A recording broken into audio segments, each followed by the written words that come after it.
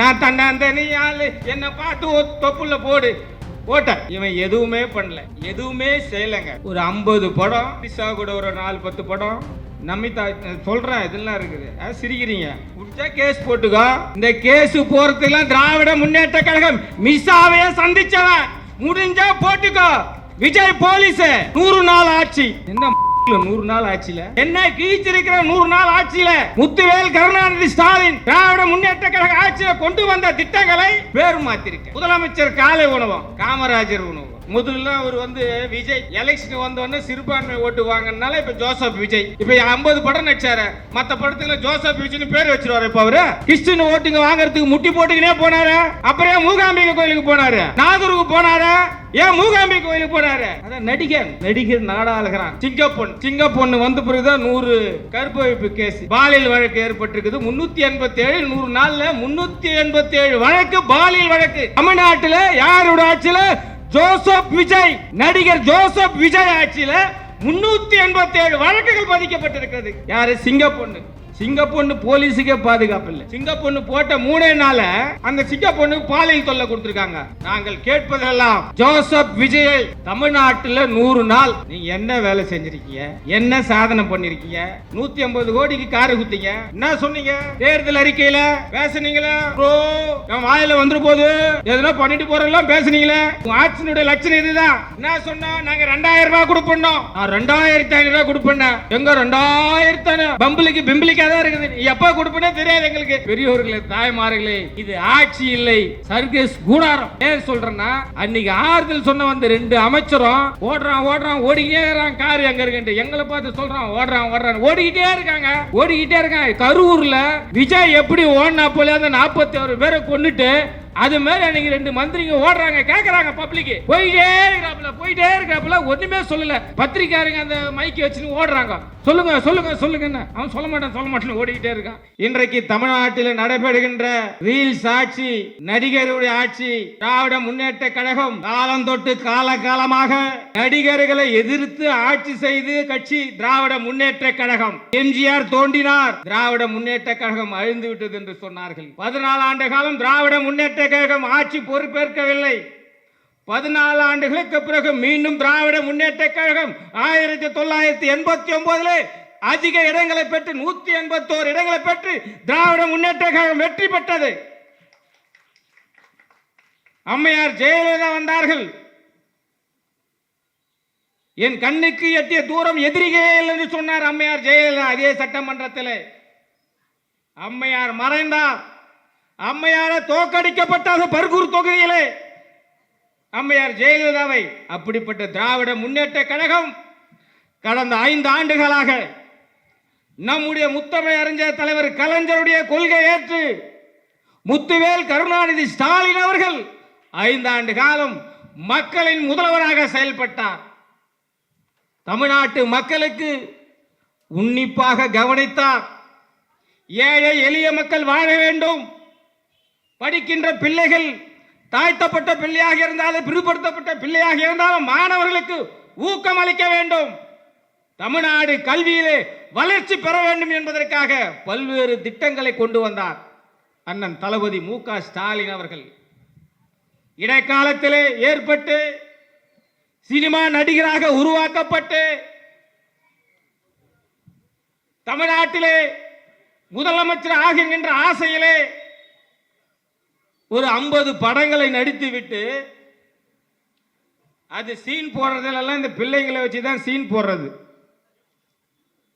பிரச்சார பொதுக்கூட்டத்திலே 5 ஆண்டுகளாக திராவிட முன்னேற்ற கழகம் 10 ஆண்டு காலம் எதிர்கட்சியிலே அதிமுக ஆட்சியில் எவ்வளவு போராட்டங்களை நடத்தியிருக்கிறது. நீட்டுக்கு எதிர்ப்பான போராட்டங்களை நடத்தியிருக்கிறது. இலங்கை தமிழருடைய பிரச்சனை எதிர்த்திருக்கிறது. கர்நாடகாவில் இருக்கின்ற காவிரி நதியை பெற்றுத் தருவதற்கு போராடி இருக்கிறது. தமிழ் மொழிக்காக வாதாடி இருக்கிறது திராவிட முன்னேற்ற கழகம். இவன் எதுவுமே பண்ணல, எதுவுமே செய்யலைங்க. ஒரு 50 படம், திரிசா கூட ஒரு 4-10 படம், நமிதா சொல்றேன், இதெல்லாம் இருக்குது. சிரிக்கிறீங்க, முடிஞ்சா கேஸ் போட்டுக்கோ. இந்த கேஸ் போறதுக்கெல்லாம் திராவிட முன்னேற்ற கழகம் மிஸ்ஸாவே சந்திச்சவன், முடிஞ்சா போட்டுக்கோ. விஜய் போலீஸ் ஒரு படம் நடிச்சிட்டு இப்போ வந்து சின்ன பிள்ளைங்களாம் கவர் பண்ணி அந்த தேர்தலில் பார்க்குறோம். ஒரு 10 நாள் நல்லதாங்க இருந்தது. ஒரு 10 நாள் ஒரு வாரத்தில் தாங்க மாறுது. நாங்கள் வேட்பாளர் இத்தனையும் கம்யூனிஸ்ட் வேட்பாளர், எங்களுக்கு சின்னமே தெரியாது. ஜனங்களுக்கு சுற்றி அறுவாள் நடிச்சிருந்த போது ஜனங்க ஜெயன்னு மாடியெல்லாம் வந்து பார்த்துதுங்க. நாங்கள் தான் ஜெயிச்சிட்டோம்னு நினச்சோம். ஒரு வாரம் தான். இந்த ஒரு வாரத்தில் பாதி வந்து அழுவுது ரீல்ஸில். நான் எங்கள் அண்ணன் சோச விஜய் தோத்துட்டு செத்துருவேன், என் குடும்பமே போயிடுன்னு அழுவுது ரீல்ஸில். ஒன்று வந்து தொப்புள் காமிச்சுன்னு டான்ஸ் ஆடுது. நான் தண்ணாந்த நீ ஆளு என்னை பார்த்து தொப்புள்ள போடு ஓட்ட தெரியுதா? இது மாதிரி போட்டு அந்த ஒரு வாரத்தில் தமிழ்நாடு ஃபுல்லா ஜெயிக்க முடியல. விஜய்க்கு 126 தொகுதி எதிர்ப்பாக இருந்திருக்குது. 107 தொகுதியில் தான் விஜய் ஜெயிச்சிருக்கான். ஜனங்க வந்து இந்த சென்னைக்குள்ள இருக்கிற ஜனங்க, சிட்டிக்குள்ள இருக்கிற ஜனங்க, இந்த ரீல்ஸ் பார்க்குறவங்க, இந்த பசங்க அது என்ன டான்ஸ், சினிமாக்காரன் எப்படி டான்ஸ் ஆடுவானோ அது மாதிரி இந்த ரீல்ஸை போட்டு போட்டு சோசியல் மீடியாவில் தொப்புள் காமிச்சுன்னு ஒன்று ஆடுது, அதை காமிச்சுன்னு இதை மயங்க குத்திட்டாங்க ஓட்ட. இப்போ குத்ததுனால என்னாச்சு? முந்தா நேற்று 100 நாள் ஆட்சி. என்ன மசூரில் 100 நாள் ஆட்சியில் என்ன கீழ்ச்சிருக்கிற 100 நாள் ஆட்சியில் முத்துவேல் கருணாநிதி ஸ்டாலின் திராவிட முன்னேற்ற கழக ஆட்சியை கொண்டு வந்த திட்டங்களை பேர் மாத்திருக்க. முதலமைச்சர் காலை உணவகம், காமராஜர் உணவகம் பார்க்குறான். சென்னை மாநகராட்சியில் இருக்கிற நைட்டா இந்த பஸ் ஸ்டாண்டில் இருக்கிற போர்டுலாம் எடுத்துட்டான். எங்ககிட்ட கூட சொல்ல சேர்மன் இருக்காரு, ஆளுக்கு என்னடா எடுக்கிறீங்க, பணமே இல்லைன்றீங்க, கவுன்சில் ஃபண்டுகளை ஒதுக்கலையே, எதுக்கிட்ட நினைக்கிறீங்கன்னா இல்லை மேலே இந்த உத்தரவு எடுத்துட்டு என்னடா பண்ண போறீங்க? 100 நாளும் ஆகலை, 10 நாள் ஆகலை, 20 நாள் ஆகலை. உங்கள் அப்பா உங்கள் முதலமைச்சர் ஜோசப் விஜய், முதல்ல அவர் வந்து விஜய் எலெக்ஷன் வந்தோடனே சிறுபான்மை ஓட்டு வாங்கினால இப்போ ஜோசப் விஜய். இப்போ 50 படம் நடிச்சாரு, மற்ற படத்துக்குள்ள ஜோசப் விஜய்னு பேர் வச்சிருவாரு. இப்போ அவரு ஜோசப் விஜய்னு பேர் வச்சிருவாரா? கிறிஸ்டின் ஓட்டுங்க வாங்கறதுக்கு முட்டி போட்டுக்கினே போனாரு. அப்புறம் ஏன் மூகாம்பிகை கோயிலுக்கு போனாரு? நாகூருக்கு போனாரு. ஏன் மூகாம்பிகை கோயிலுக்கு போனாரு? அதான் நடிகர் நாடாளுகிறான். மனோகர் அம்மா தான் வசனம் பேசணும். என்ன பண்றாரு? மாநகராட்சி எல்லாம் போர்டு வச்சுட்டான்பா. மறுநாள் காலையில் பார்க்குறேன் அவர் திட்டங்க. என்ன திட்டங்க பாருங்க.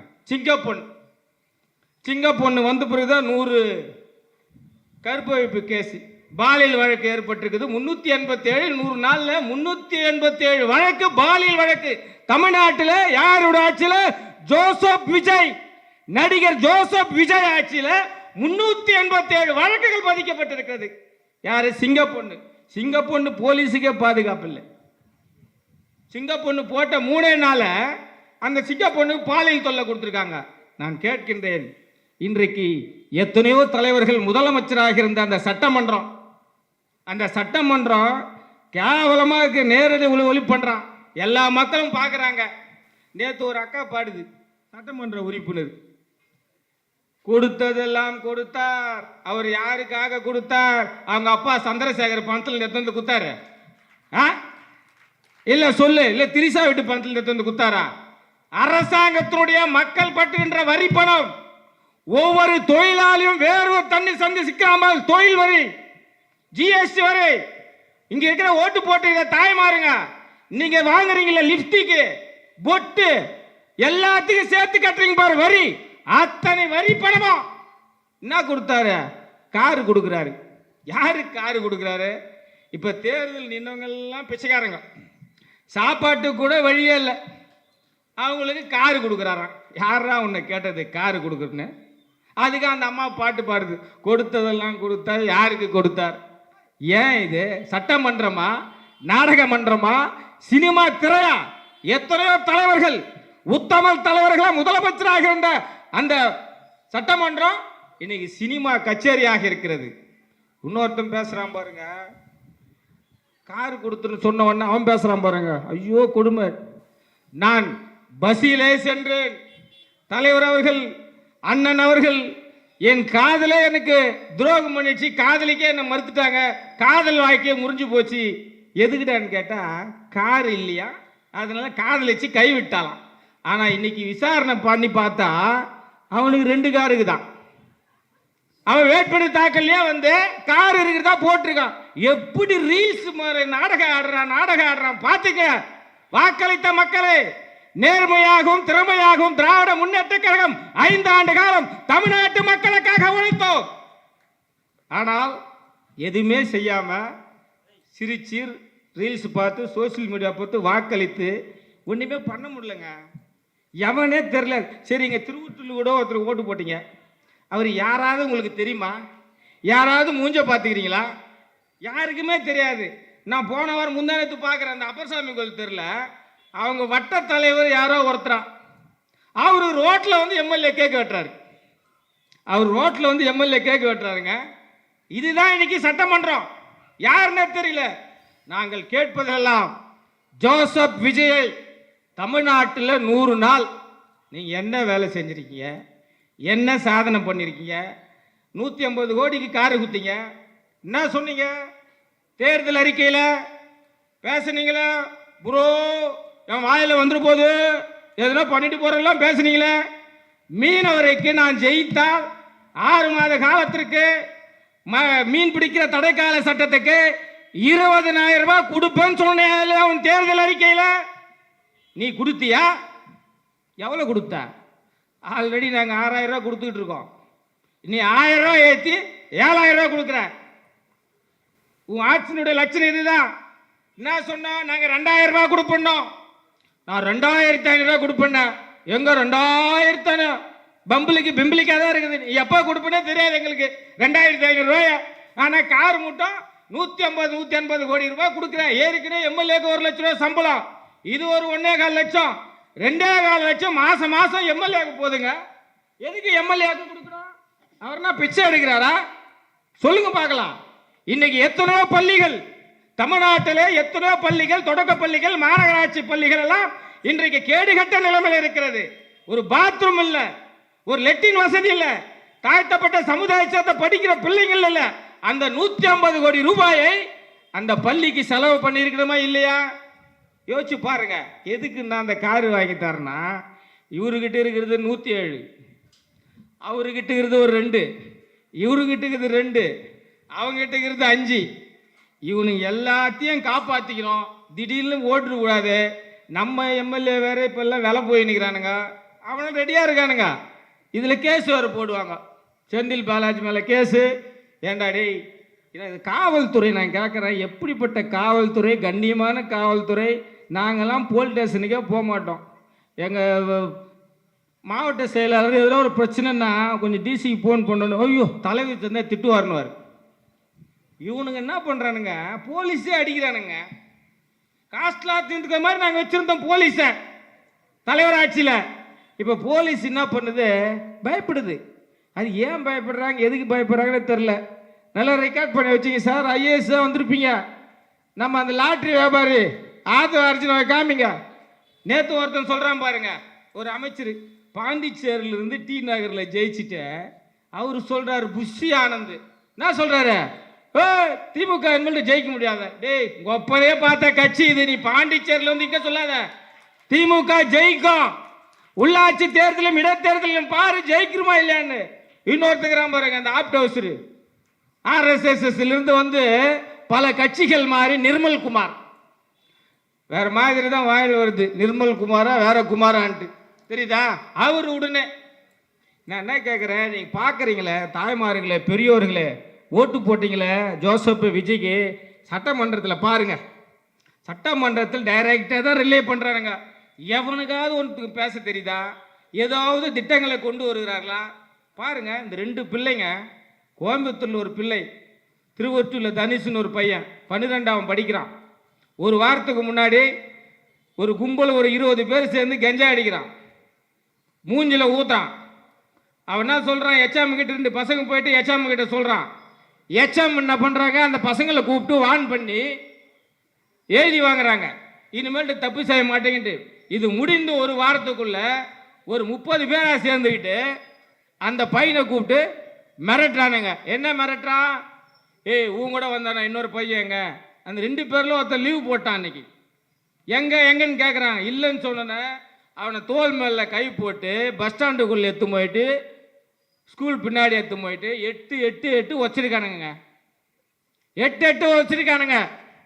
அவனுக்கு தலையில அடிபட்டு பிளட் ஆகி, ஆனா காயம் எதுவுமே இல்லை. அவனை 8 உதைச்சதுனால தலையில பின் மண்டையில் அடிபட்டு அந்த பையன் இங்கே ஸ்பாட்ல இறந்துடுறான். காவல்துறை ஸ்டாண்ட்லுக்கு எடுத்து போறாங்க. 2 மணி நேரமே வச்சுக்கிறாங்களாம். பையன் பரவாயில்லம்மா, அதெல்லாம் ஒன்றும் இல்லை. டாக்டர் அங்கேருந்து ஓடியாராரு. அதான் நம்ம அந்த ரமணா படத்தில் விஜயகாந்தல் படத்து மாதிரி ஓடியாராரா. பையன் ஒன்றும் பிரச்சனை இல்லை, நீங்கள் எங்கேயும் போத்தாவில்ல, நாங்கள் பையன் வந்துடுவான். பெற்றோர்கள் துடிக்கிறார்கள், என் மகனை காணுங்கள், என் மகன் எப்படின்னு கேட்குறான் பெற்றோர். காவல்துறையும் டாக்டர், அரசாங்க டாக்டர், இதோ வந்துருவான்னு சொல்லிட்டு 6 மணிக்கு அளவில் பையன் இறந்து விட்டதாக சொல்லுகிறார்கள். அந்த அளவுக்கு அலங்கோல ஆட்சி ஜோசப் விஜய் ஆட்சி. போதைப் பொருள் ஒழிப்புன்னு சொன்ன விஜய் இன்னைக்கு எல்லா பள்ளிகளிலும் போதைப் பொருள்கள் இருக்கிறது, எல்லா பள்ளிகளும் கெஞ்சா இருக்கிறது. என்ன நடவடிக்கை? இதே கோயம்புத்தூர்ல ஒரு பையன் இந்துஸ்தான் கல்லூரி கெஞ்சா விற்கிறாங்கன்னு சொல்லிட்டு சொல்றான் போலீஸ் கிட்ட. போலீஸ் சொல்லுது, இந்த கிளாஸ்ல படிக்கிற பையன், இந்த பையன் வந்து நீங்க கெஞ்சா விற்கிறதாக எங்களுக்கு தகவல் சொல்றான்னா அவனை சாவடிக்கிறான். இது சட்ட ஒழுங்கு சரி இருக்கிறதா? சட்ட ஒழுங்கு நல்லா இருக்கிறதா?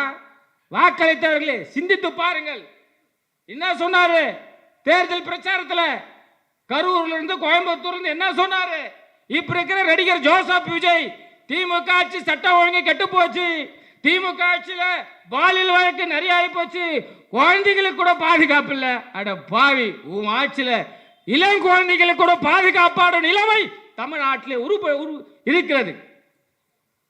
நம்ம சொன்னான் பாஜகவோட கூட்டணின்னா, இப்ப இன்னைக்கு தான் பார்க்குறேன் டிவி இல்லைங்க, இவன் தான் கூட்டணி மாதிரி பேசிட்டு இருக்கான். எனவே இது ஒரு மோசமான ஆட்சி. இந்த ஆட்சி நிரந்தரம் இல்லாத ஆட்சி, இந்த ஆட்சியில பலவீனமான ஆட்சி. இந்த ஆட்சியில எம்எல்ஏக்கு தேவை 19-18 பேர், 107 பேரை வச்சுக்கின்னு இவரால் ஒன்றும் பண்ண முடியாது. கூட்டணி கட்சி மிரட்டுறான், காங்கிரஸ்காரன் மிரட்டுறான். நான் கேட்கிறேன், 2 தாழ்த்தப்பட்ட சமுதாயம் திருவொட்டூர்லயும் இந்துஸ்தான் கல்லூரியிலும் கோயம்புத்தூர்லயும் 2 தாழ்த்தப்பட்ட சமுதாயம். அன்னைக்கு சாலை மறியல் பண்றோம் திருவொட்டூர் ஸ்டேஷன்ல. அந்த சமுதாயத்தை சேர்ந்த ஒரு நண்பர் கேட்கிறார், தாழ்த்தப்பட்ட சமுதாயத்துக்கு பாதுகாப்பு இல்லைன்னு கேட்கிறார். அந்த கூட்டணியில் இருக்கின்ற அந்த சமுதாயத்தை சேர்ந்த அந்த தலைவர் 2 குடும்பத்துக்கும் போய் ஆறுதல் சொல்லி இருக்கிறாரா? சொல்லுங்க பார்க்கலாம். கூட்டணியில் இருக்கிற அந்த தலைவர் ஆறுதல் சொன்னாரா? சொல்லல. நாங்க அன்னைக்கு டெத் எடுத்து நானும் அவருடைய மாவட்ட செயலாளரும் அந்த குழந்தைக்கு போய் மாலை போட்டுட்டு அவங்க குடும்பத்தை விசாரிச்சு அவங்க அப்பா அம்மாவுக்கு ஆறுதல் சொல்லிட்டு வந்துட்டு பிறகு எத்தனை மணிக்கு நீங்க பாடி அடக்கம் செய்ய போறேன்னு கேட்குறோம். 3 மணிக்குன்னு சொல்றாங்க. காவல்துறை வந்தாங்க, என்னங்கன்னு கேட்டோம். 2 மணிக்கெல்லாம் அமைச்சர் வராரு, 2 மணிக்கு வராங்க. நான் கூட சொன்னோம், சின்னவர் கூட எங்களுடைய இளைய தளபதி மாநில இளைஞர் செயலாளர் நான் உதயநிதி ஸ்டாலின் வரதா இருக்காருன்னு சொன்னோம். அவர் வர்றான்னு சொன்ன உடனே 2:30 மணி ஆகினானுங்க, 3 மணி ஆகினானுங்க, பாடியே எடுத்து போயிட்டாங்க, அடக்கம் பண்ணுறதுக்கு எடுத்து போயிட்டாங்க. 5 மணி வரைக்கும் வரல, 6 மணி வரைக்கும் வரல அமைச்சர், 7 மணி வரைக்கும் வரல அமைச்சர். அப்புறம் பார்க்குறோம் ஒரு 6:30 மணிக்கு ஒரு 100 போலீஸ் வந்து இங்கே போடுறாங்க அந்த சந்தில், வசந்தா நகர் புது தெருலாம். நான் கேட்டேன், பாடியே எடுத்து அடக்கம் பண்ணிட்டாங்க பாவம் அந்த குழந்தைய, எதுக்கே போலீஸ் போடுறாங்க என்னன்னு கேட்டால், நைட்டு 8:30 மணிக்கு அமைச்சர் வராரு. யார்? ஆதவ அர்ஜுனாவும் ராஜமோகனும். எதுக்குங்க வராங்க? ஆறுதல் சொல்கிறதுக்கா. எஸ்டி பிரிவில் எந்த தாழ்த்தப்பட்ட சமுதாயத்தை சேர்ந்தாலும் அவங்களுக்கு கொடுக்க வேண்டிய நிதின்னு ஒன்று இருக்குது. அதை எத்தனை வந்து கொடுக்கறதுக்கு இவங்க 2 பேரும் வராங்க. அது 12 லட்ச ரூபாய் இல்லை, மொத்தமாக 6 லட்ச ரூபா கொடுக்கறதுக்கு வந்து ஆறுதல் சொல்கிறதுக்கு போகிறேன். நான் என்ன கேட்குறேன்னா, ஒரு 2 அமைச்சர் வர ஆறுதல் சொல்கிற அந்த பெற்றோர்களுக்கு ஒரு பத்திரிக்காரங்களை வச்சுக்கோங்க, ஒரு நிருபரை வச்சுக்கோங்க. அந்த சொந்தக்காரங்களை கூட விடலைங்க. அந்த சொந்தக்காரங்க கூட பிறந்தவர்கள் சித்தப்பன் பெரியப்பன் மாமாவை கூட விடல அந்த காவல்துறை. 2 பேர். அமைச்சர் போனாரு, அவர் உதவியாளர் போனாரு, அவ்வளோதான். அவர் சார்ந்த ஒரு வக்கீல் போனாங்க. என்னதான் பேசுறாங்க, எதுனா பேசல. ஜனங்க வந்து பப்ளிக் கேட்குறாங்க, பதிலும் சொல்லலை, ஒன்றும் சொல்லலை. திருட்டு மூஞ்சி மாதிரி எடுத்துட்டு 2 அமைச்சரை என்ன பதிலாம் சொல்ற கேட்குறாங்க பத்திரிக்காரங்க. அது நம்ம ஊடக நண்பர் இருக்கிறாங்க பாருங்க, எங்கள் சின்னவரையும் போட்டதில்லை, எங்கள் தளபதியும் போட்டதில்லை. ஏன்னா விஜய் சிஎம் பாத்ரூம்லேருந்து கிளம்பிட்டார். விஜய் சிஎம் காரில் ஏறிட்டார். விஜய் சிஎம் வால் டாக்ஸோட வந்து நிற்கிறார். அந்த ஊடக நண்பர் சட்டவே பண்ண மாட்டேன்றாங்க அந்த விஜய், ஜோசப் விஜய். ஆனால் ஊடக நண்பர் என்ன பண்ணுறாங்க, அவனுக்கு தான் முக்கியம் கொடுத்துட்டு இங்கே வராரு, இந்த பாத்ரூமில் போகிறாரு, திருசா வீட்டுக்கு போகிறாரு, அங்கே போகிறாரு, இங்கே வராரு, இங்கே ஏறாரு, அங்கே ஏறாரு. ஏங்க இந்த ஊடக நண்பர்கள் இப்படி இருக்குன்னு தெரியல. எல்லா ஊடக நண்பரும் தான் கேட்குறேன். எனவே பெரியோர்களே, தாய்மார்களே, இது ஆட்சி இல்லை, சர்க்கஸ் கூடாரம். ஏன் சொல்கிறேன்னா, அன்னைக்கு ஆறுதல் சொன்ன வந்து 2 அமைச்சரும் ஓடுறான் ஓடிக்கிட்டே இருக்கிறான். கார் எங்கே இருக்குன்ட்டு எங்களை பார்த்து சொல்கிறான், ஓடுறான் ஓடிக்கிட்டே இருக்காங்க.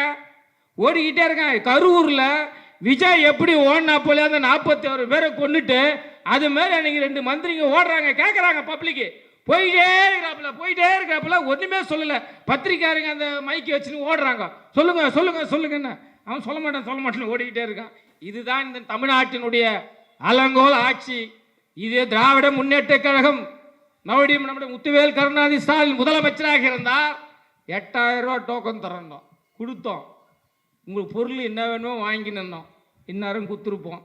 2000 ரூபா கொடுப்போம், கண்டிப்பாக 2000 ரூபா வந்திருக்கோம். எப்போ வரும், ஆனால் வராது என்கின்ற கதையாக இருக்கின்றது.